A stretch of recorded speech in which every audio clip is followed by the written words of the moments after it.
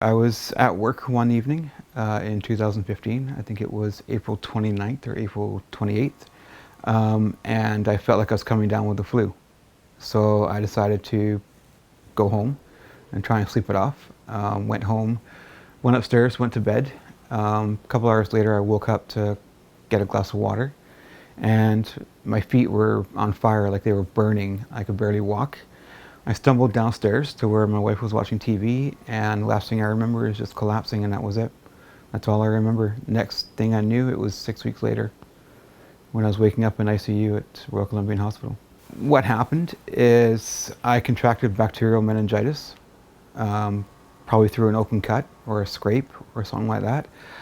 Went into septic shock, spent 6 weeks in a medically induced coma on full life support with near total organ failure, and was given a 5% chance of survival.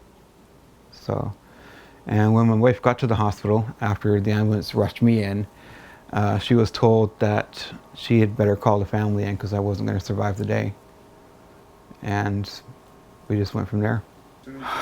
I was still kind of dazed and confused from the medication, from being in a coma for that long.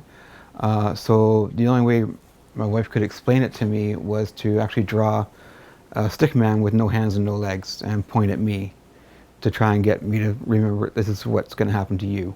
And then we made a decision to fight and face the amputations.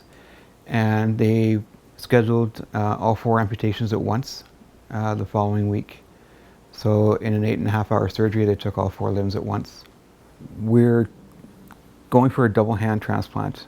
About 2 years ago, I started watching videos online of people in the States that had had hand transplants performed in the States. We've done about 110 of these worldwide hand transplants, but only 1 in Canada in 2016, and that was a single hand, and back in Toronto by Dr. Stephen McCabe.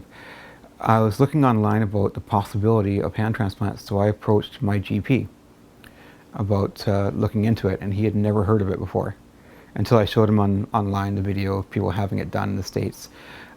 He put me in contact with a couple of doctors at St. Paul's Hospital. We went down there and met them.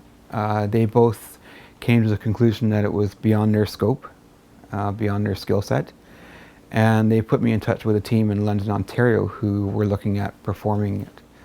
So we were put in touch with them at University and St. Joseph's Hospital in London, Ontario.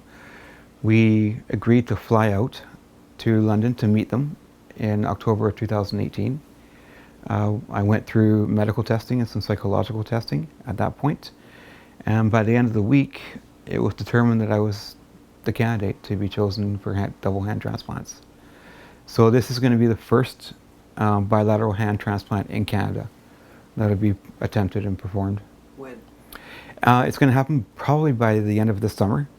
We can't get a definitive date because, again, you're waiting for a donor to come up, and that could be at any time. We do have to move to Ontario to get ready, so we're leaving April 1st to reside in Ontario, in London. And then it's a matter of, as soon as you get a phone call, you have to get to the hospital. Because when they attach limbs or transplant organs, they have 5.5 to 6 hours to reestablish blood flow back into that limb. So you're on call 24/7 at that point.